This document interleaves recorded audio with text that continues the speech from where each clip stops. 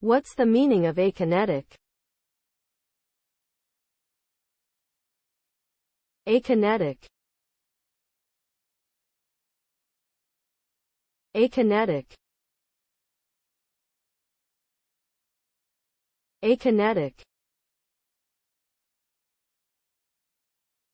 Akinetic. Akinetic.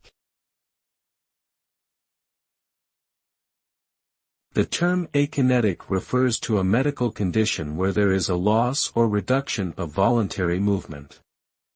This can be caused by various factors, including neurological disorders such as Parkinson's disease.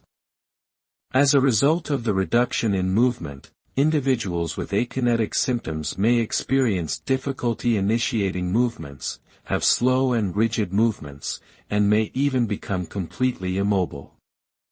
Treatment options for akinetic symptoms may include medications, physical therapy, and other forms of supportive care. Overall, akinetic symptoms can significantly impact a person's ability to perform daily activities and can have a negative impact on their quality of life.